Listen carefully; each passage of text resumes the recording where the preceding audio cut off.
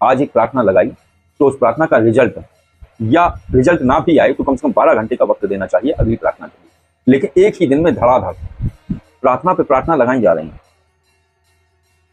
और ऐसे नहीं होता कि छोटी छोटी चीजों के लिए। आज तो कोल्ड ड्रिंक पीने का मन कर रहा है, लेकिन कोल्ड ड्रिंक में भी हमें स्प्राइट पीनी है। अब उस क्षेत्र में स्प्राइट नहीं मिलती है, तभी तो ये मन हो रहा है। अरे भाई, स्प्राइट तुम्हारे लिए इतनी महत्वपूर्ण नहीं है भाई। महत्वपूर्ण विषय को भी फोकस रखना पड़ता है।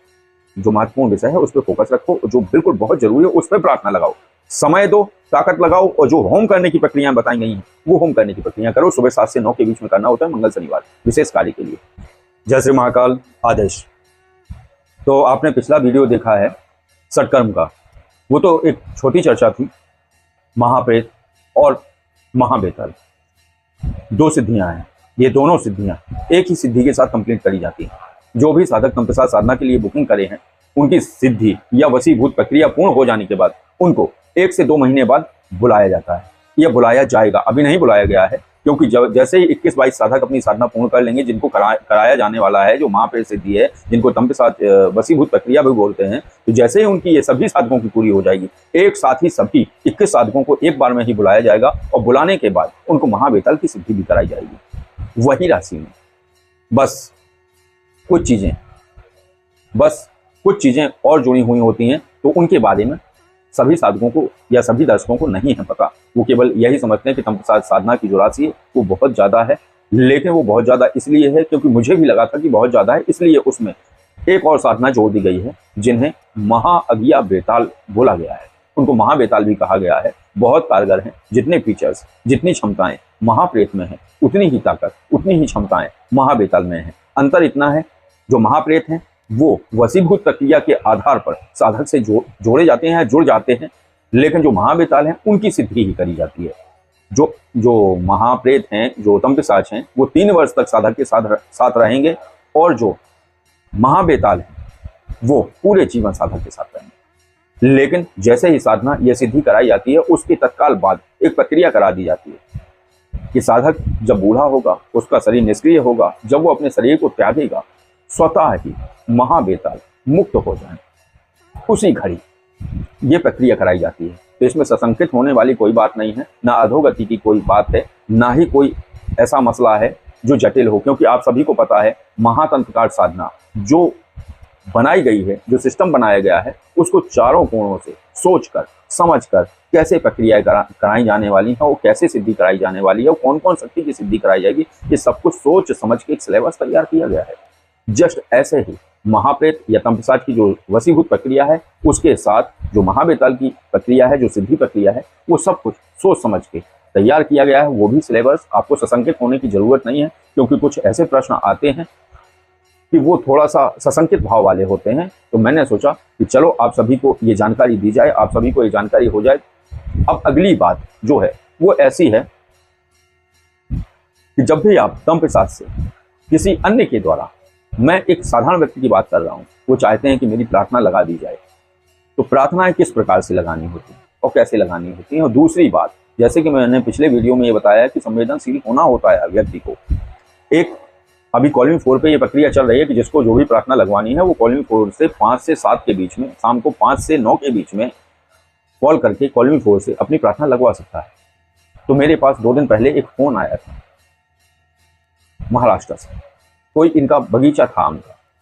आपने देखा होगा कि जब बगीचे होते हैं फलदार वृक्षों के, तो उनको व्यक्ति बेच देता है। कैसे बेच देता है? जब फल लग जाते हैं या फल लगने वाले होते हैं, उस समय कुछ ठेकेदार आते हैं और उसको पूरा खरीद लेते हैं। क्या खरीद लेते हैं? फलों को खरीद लेते हैं, ना कि बगीचे को, ना वृक्षों को। तो ऐसे टाइप होता है कि जितने भी वृक्ष हैं, इनमें जितने भी आम होंगे वो हम निकाल लेंगे बिना पेड़ों को नुकसान पहुंचाए। ऐसे एग्रीमेंट होता है। उन महाशय ने एग्रीमेंट कर दिया, उनके पिताजी ने एग्रीमेंट कर दिया। अब जैसे ही आम बड़े हो गए तो वो जो ठेकेदार था वो तोड़ने आया। अब इनका कॉल आता है, तोड़ने नहीं आया, उसने फोन करा मैं कल आऊंगा अपनी टीम लेके, अपने वर्करों को लेके, मैं सारे आम तोड़ लूंगा। तो ये बोले कि मेरे लिए एक झाड़ छोड़ देना, अर्थात एक पेड़ छोड़ देना। तो बोला क्यों छोड़ दें भाई, तुमने 8,27,000 रुपए लिए हैं, क्यों छोड़ दें? हमारा तुम्हारा एग्रीमेंट है, कोई पेड़ नहीं छोड़ा जाएगा, तो अगर तुम ज्यादा उचकोगे तो तुम्हें फुटबॉल बना दिया जाएगा। ये घबरा गए। इन्होंने लगाया हमें फोन, शास्त्री जी ऐसी प्रार्थना लगा दीजिए कि वो मेरे को एक झाड़ भी छोड़ दे, साथ में लड़ाई भी ना करे। तो मैंने उनसे कहा कि भैया कल आम तोड़ने हैं तुम्हारे खेत में जाके, तो तुम आज प्रार्थना लगवा रहे हो, ये 3 दिन पहले बताते, मैं लगातार 3 दिन प्रार्थना लगा देता। तो बोले नहीं नहीं आज ही प्रार्थना लगाओ। हालांकि उन्होंने बात की 10 से 12 मिनट 13 मिनट लगते हैं एक प्रार्थना में। कई लोग हैं जो 2-2 3-3 मिनट का बैलेंस डाल के आ जाते हैं, तो उनका वो बैलेंस भी खत्म हो जाता है और बात भी नहीं हो पाती है। तो 12-14 मिनट उनकी बात हुई, बात होने में प्रार्थना भी लगी, प्रार्थना लगा दी मैंने कि प्रीतम प्रसाद और इनका जो बगीचा है, तो उस बगीचे में जो भी ठेकेदार है जिसका भी एग्रीमेंट हुआ है वो एक झाड़ इनके लिए छोड़ दे और लड़ाई भी ना करे। मैंने इनको बोला था कि भैया कल शाम तक अपडेट देना क्या हुआ तुम्हारा। तो मैसेज आता है शास्त्री जी 30% ही प्रार्थना काम करी। मैंने कहा अच्छा कैसे? मैंने मैसेज करा कैसे, व्हाट्सएप पे मैसेज था। तो बोले ऐसा हुआ कि वो आया अपने वर्करों के साथ, हमारे साथ तू मैं भी हुई, वो तो होगी, तो वो होगी। प्रार्थना लगाने का मतलब ये नहीं है कोई जादू की छड़ी है यूं गिली गिली गिली गिली छू, ऐसे नहीं होता है। प्रार्थना लगती है लेकिन वो माइंड कन्वर्ट करते हैं तब साथ, लेकिन एक दायरा होता है उनका। भाई जादू नहीं चल रहा है ये, और जादू कुछ होता ही नहीं है। फिर क्या हुआ, थोड़ी सी तू मैं हुई, उसने एक झाड़ इनके लिए छोड़ दिया। 8,27,000 रुपए इन्होंने लिए, फिर भी झाड़ उसने छोड़ दिया। प्रार्थना काम करी, कंपसाज ने काम किया। फिर ये लिख रहे हैं 30% काम किया आपकी प्रार्थना ने और कंपसाज ने, उसने तू मैं की, इसलिए उनका परसेंटेज घट गया। तू मैं तो वो थोड़ा करेगा। इसके बाद झाड़ छोड़ दिया, लेकिन झाड़ कौन सा जोड़ा जिसमें कम आम थे? पहली बात तो तुम्हारे लिए एक भी झाड़ नहीं छोड़ना चाहिए था उनको, क्योंकि तुमने एग्रीमेंट करके रखा था कि सारे झाड़ दे देंगे। तो लोगों के काम होते हैं, लेकिन वो बिल्कुल भी उनके अंदर वो चीज नहीं होती है कि वो आभार प्रकट कर पाए, धन्यवाद प्रकट कर पाए। वही एक झाड़ में इनके 35,000 के आम निकले। उसने अपने 35,000 छोड़े, वो नुकसान में गया 35,000। ये कम उनके लिए कम है। उन्हें लगता था आधे आम छोड़ दे, वो 8,27,000 रुपए भी पा जाए, तो इसके बाद वो आधा बगीचा भी इनके लिए छोड़ दे। ऐसा कहीं मूर्ख थोड़ी है, वो सीले खाए थोड़ी घूम रहा है। तो मुझे लगता है कि ऐसे प्रार्थना लगाना भी ठीक नहीं, क्योंकि लोगों को कद्र नहीं। चलो कोई बात नहीं, प्रार्थना तो मैं लगाता रहूंगा। मूल विषय पे आते हैं। अब क्या है कि असंतुष्टि लोगों को लाभ से वंचित करती है। फिर उनका एक बार और मैसेज आया कि हमारे 12 लाख फंसे हैं हमारे पिताजी के, वो निकलवाने। मैंने कहा भैया अब मत लगाओ प्रार्थना, मैं तुम्हारी प्रार्थना तो अब नहीं लगाऊंगा, क्योंकि तुम्हें आभार है ही नहीं, तुम्हें अहोभाव से तुम भरते ही नहीं हो। वो 12 लाख रुपए दे भी जाएगा तो तुम कहोगे इतने दिन फंसे रहे, ये थोड़ा जल्दी आ जाते। तो तुम सच काम करते हैं और इसी प्रकार करते हैं जैसे कि हाँ, लेकिन एक दो जगह पे वो काम नहीं हो पाता है। कहाँ नहीं हो पाता है? जैसे मान लो रामदास का पैसा श्यामदास खा गए, उसने संपर्क किया रामू से या श्यामू से। श्यामू तुम पे साथ सिद्धि करेंगे। अब रामदास ने श्यामू से बोला कि हमारे पैसे 2 लाख रुपए श्यामदास खा गए। अब ये अगर भाव वो कनेक्ट नहीं हो पाएंगे, रामदास के भाव से ये कनेक्ट नहीं हो पाएंगे, ना ये महसूस कर पाएंगे कि रामदास को कितनी तकलीफ है। अगर ये महसूस कर गए, श्यामदास उस तकलीफ को महसूस, ये श्यामू अगर उस तकलीफ को महसूस कर जाते हैं कि जिसका 2 लाख रुपए जाता है उसे कैसा लगता है, तो निश्चित रूप से रामदास के पैसे श्यामदास से निकल आएंगे। लेकिन अगर ये आंतरिक भाव में उस चीज को समझ नहीं पाए तो फिर तो पैसे नहीं निकलेंगे, क्योंकि आई गई बात हो गई। रामदास ने श्यामू को 10,000 रुपए दिए प्रार्थना लगाने की, 2 लाख निकल आए। श्यामू ने 10,000 जेब में डाले, प्रार्थना लगा दी, कम प्रसाद ऐसे ऐसे है, श्यामदास से रामदास के पैसे दिलवा दे, बात खत्म हो गई। ऐसे नहीं होता है, वो भाव में जाना पड़ता है, वो डीपली जाना पड़ता है, और उससे कम 10 से 15 मिनट की कनेक्टिविटी रखनी होती है। महसूस करना होता है कि तुमने प्रेत छोड़े, मतलब कम प्रसाद ने अपने प्रेत छोड़े, वो जा रहे हैं, ये बात हो रही है, माइंड कन्वर्ट हो रहा है, वो देने देगा, और इधर रामदास से कहो उसको फोन लगाओ। बड़े भाई तरीके ना आने की वजह से ये दिक्कतें आती हैं। दूसरी बात एक और दिक्कत होती है, कुछ साधक ये गलती करते हैं, प्रार्थना लगाने के बाद वक्त नहीं देते। थोड़ा वक्त दो। आज एक प्रार्थना लगाई तो उस प्रार्थना का रिजल्ट या रिजल्ट ना भी आए तो कम से कम 12 घंटे का वक्त देना चाहिए अगली प्रार्थना के लिए। लेकिन एक ही दिन में धड़ाधड़ प्रार्थना पे प्रार्थना लगाई जा रही है, और ऐसे नहीं होता कि छोटी छोटी चीजों के लिए। आज तो कोल्ड ड्रिंक पीने का मन कर रहा है, लेकिन कोल्ड ड्रिंक में भी हमें स्प्राइट पीनी है। अब उस क्षेत्र में स्प्राइट नहीं मिलती है, तभी तो ये मन हो रहा है। अरे भाई स्प्राइट तुम्हारे लिए इतनी महत्वपूर्ण नहीं है भाई। महत्वपूर्ण विषय को भी फोकस रखना पड़ता है। जो महत्वपूर्ण विषय है उस पर फोकस रखो, जो बिल्कुल बहुत जरूरी है उस पर प्रार्थना लगाओ। समय दो, ताकत लगाओ, और जो होम करने की प्रक्रियाएं बताई गई हैं वो होम करने की प्रक्रिया करो। सुबह 7 से 9 के बीच में करना होता है मंगल शनिवार विशेष कार्य के लिए। तीसरी बात और है कि तंत्र पिशाच, छोटी मोटी एनर्जी अगर किसी के ऊपर है तो हटा सकते हैं, भूत प्रेत पिशाच आदि।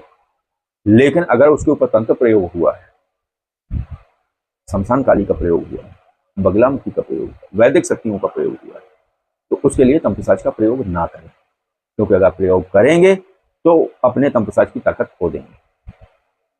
अंतिम बात, साधक अगर अन्य साधक से अपने तंत्र पिशाच के कार्य करने पर मशवरा लेता है, सलाह लेता है कि हमारे कम काम कर रहे हैं, तुम्हारे ज्यादा काम कर रहे हैं, तो बताओ ये हमारे कैसे ज्यादा काम करें या क्या कारण है। अगर सलाह मशवरा होती है साधकों की आपस में, तो जो उसका तंत्र पिशाच है वो ये समझता है कि ये जो है जानकार हैं, और उसका तंत्र पिशाच ये समझता है कि ये सलाह लेने गया है, तो तंत्र पिशाच आपस में अपनी शक्ति का आदान प्रदान कर देते हैं।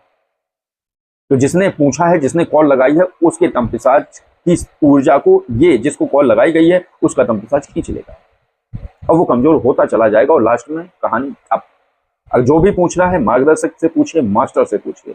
अगर आप अपने सहपाठी से पूछेंगे या अपने गुरु भाई से पूछेंगे तो आपका तंत्र पिशाच कमजोर होता चला जाएगा, फिर आप दिक्कत में जाएंगे, आपकी प्रार्थनाएं ऊपर नीचे होंगी।